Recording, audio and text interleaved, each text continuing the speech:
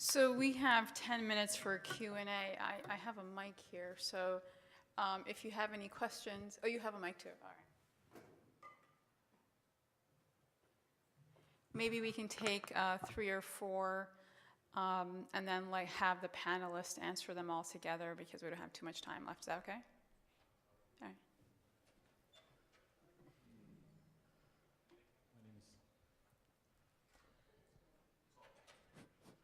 It's on, it's on. It's on? Yes. Okay. My name is Miohamed, and I have quick questions to Andrew and probably to Amy as well. To Andrew, who is, in your opinion, the most influential in terms of influencing Sisi's decision? Is it Israel, or Saudi Arabia and the Emirates, or the US at this point, from your survey of this last 4 or 5 years? And to Amy, I understand that you focused your research on NGO inside Egypt. How about the Egyptian Egyptian NGOs in the diaspora? Have you thought of reaching out, because they are also receiving the same harassment from the regime everywhere? The worst, of course, is the new law to repeal their citizenship, if you don't mind asking that as well. We're going to take a few questions. My question is for Amy also. We know specifically with AUC that there has been problems with the case of Giuliani and et cetera. I'm wondering how you are safe and how your team is safe. I had a project that I was working on, asking questions, survey questions to faculty and grad students at Al-Azhar, and that, stopped dead in its track. It was together with a colleague at Harvard, and we both forgot about the project because people were hesitant to respond to those questions. Thank you. Can I ask, it was stopped by who? Can I ask? Sorry? Who stopped the project? The people were just very afraid of responding. The graduate students and the faculty were very afraid of responding to the questions.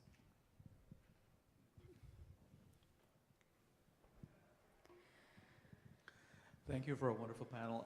My question is to Andrew and anybody else who wants to address it. You mentioned that if Sisi is not able to maintain order, he faces a challenge. And I think what you said was that maybe the military will push him out and there'll be a replacement. Now, there is a learning curve here, is that, okay, we won't do what we did last time. So do you think that there is a possibility that when that happens, in the next sort of intervention by the military, that there will be more room to deal with legitimate civilian actors willing to do business with the state? We have one more question.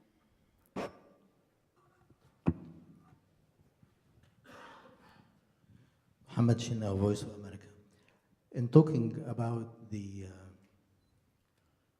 contradiction between liberals in Egypt and how they are not doing enough, I didn't see any mention of the culture of fear, which is preventing activists from doing their role. So I would like to ask, what are the requirements for these people to be active within the constraints of the government and security apparatus? Thank you. And I'm going to take liberty and ask a question as well. Every panelist has talked about this moment where the current administration or the current regime is going to become a liability, just like Mubarak was a liability at some point and Morsi became a liability. And we're seeing a trend where if Egypt becomes either ungovernable or economically or socially unstable, that we're going to have this crisis mode. And we're starting to see fissures within the military and also possibly within the State Department, a lack of trust of where this is heading. And so my question is, at what point, or what is the moment with which intervention and real rethinking can happen? Because civil society can't continue to be crushed. The military fissures are growing, And U.S. foreign policy interest towards Egypt is changing with a country that is not really articulating the counter narrative that we're used to. So at what point does the fissure lead to a moment of it's become a liability for everyone and change has to happen? And so I'll let you answer whatever you want to answer and then maybe include some concluding remarks because we only have a few minutes left. Thanks. Just quickly, for your question, sir. I believe Sisi learned a lesson from Mubarak. There was an institution doesn't exist today called the presidency. The military was away in the back doing its own business. Nobody touched what he's doing or interfere, even the president himself. And there was a presidency, like the executive office here, Mubarak and his top aide, and that was a space between him as a head of the state and the military establishment. Therefore, when the moment of 2011 happened, it was easy to get rid of him as being liability for them. But now, Sisi learned from that experience, in my opinion, don't create any distance between you, meaning the president, and the military establishment. It's almost the same thing. He is ruling directly by the military. He doesn't allow anything to be between them. He is in uniform a few times after being the president. And no space between him and the military establishment. The space was filled by Gamal Mubarak, for example, before the revolution, and his people. There was a space. Nowadays, there is no space between him and the military establishment. He is the military establishment. The military establishment is him. So to get rid of him, I believe it is very unlikely under any circumstances. Maybe there will be internal debate between them. We don't know what's happening in the military establishment in the top of it because it's really black box. Maybe they have agreement to replace him or for him to stay for years, or we don't know. But there is no space to work and create a fraction between him and the military establishment. He doesn't allow that to happen.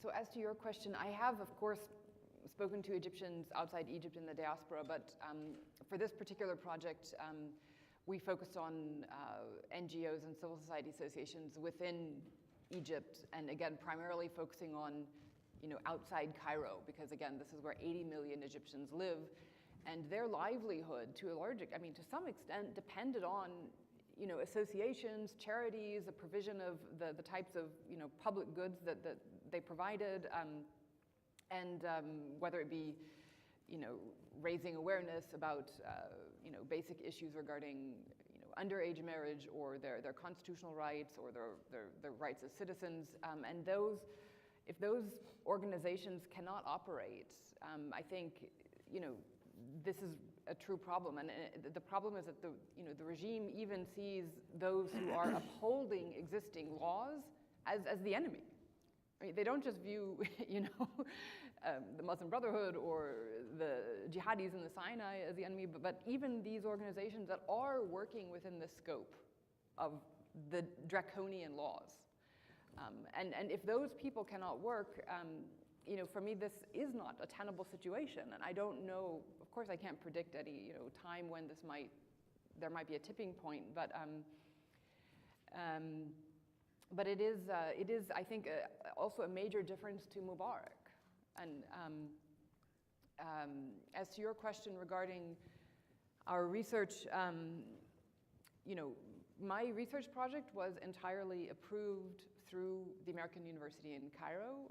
I received IRB approval through the American University in Cairo. Our travel throughout Egypt was approved through the AUC travel office.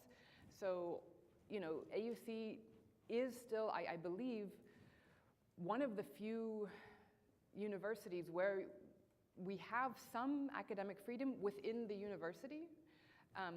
One of the first things Sisi did after he became president, as I'm sure you know, is he gave himself the power to appoint not only every president of every public university in Egypt, but also every dean of every faculty in every public university throughout the country. Now, since the American University in Cairo is a private university, we're not subject to that. But of course, I mean, as Emad Shaheen, Giulio Regeni, Emad Shaheen is a professor, a colleague of mine at AUC. Giulio Regeni was doing his PhD at Cambridge, but he had a visiting affiliation with AUC. So of course, even we, although we are more protected at AUC than other universities in Egypt, of course, we also feel under attack. So it is, it is indeed a very worrying situation, which is what I was trying to draw attention to in this op-ed that I wrote last week, among other things.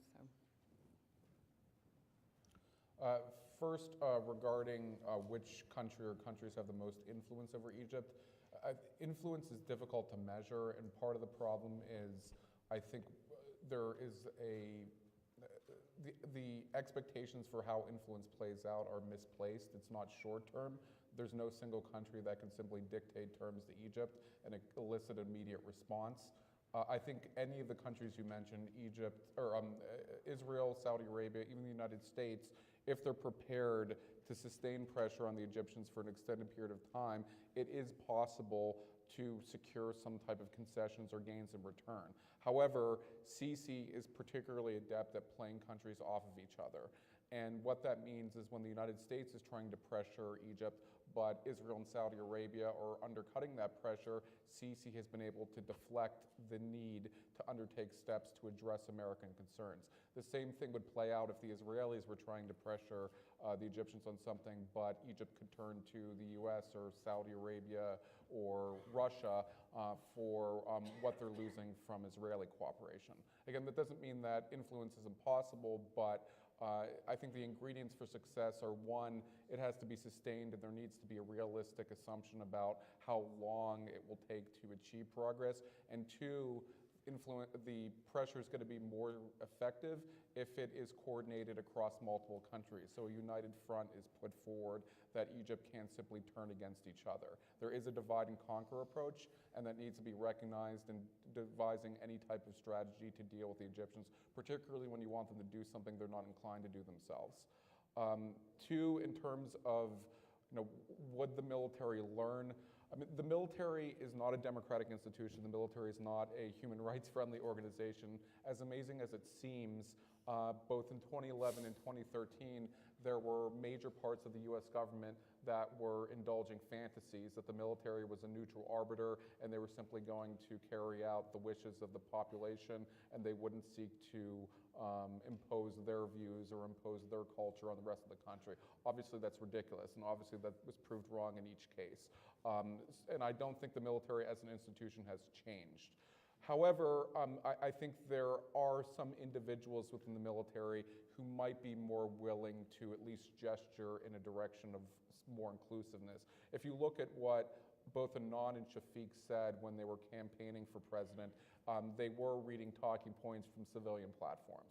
Whether they would have acted on them if they were elected remains to be seen. But nevertheless, the fact that they were even mentioning those things seemed to indicate that they understood there was a need for a broader coalition with civilians. There was a need to encourage them to play a greater role. But ultimately, if civilians do assume the rightful place within Egypt, it's probably not going to be because the military gave it to them. It's either because the civilians become better organized, they learn from their past mistakes in trying to compete with the military for influence and do so more effectively, or the military makes a mistake and they unintentionally create an opening for the civilians to come forward. So in that sense, I don't think we should have any faith that even if Sisi's removed, the military is going to act in such a way as to promote democracy or human rights, but that doesn't mean that there couldn't be opportunities. We just need to be realistic about the probability of that. And then in relation to your question, Dalia, about when does the US government or any actor recognize that things need to change? I mean, somewhat like the Egyptian military, the US government is a bureaucracy, and bureaucracies change very, very slowly. And the US bureaucracy has never been distinguished by its proactive nature or its ability to anticipate and head off crises. Unfortunately, the United States tends to act only once the die has been completely cast. I think Churchill said at one point, the United States always does the right thing after they've tried everything else.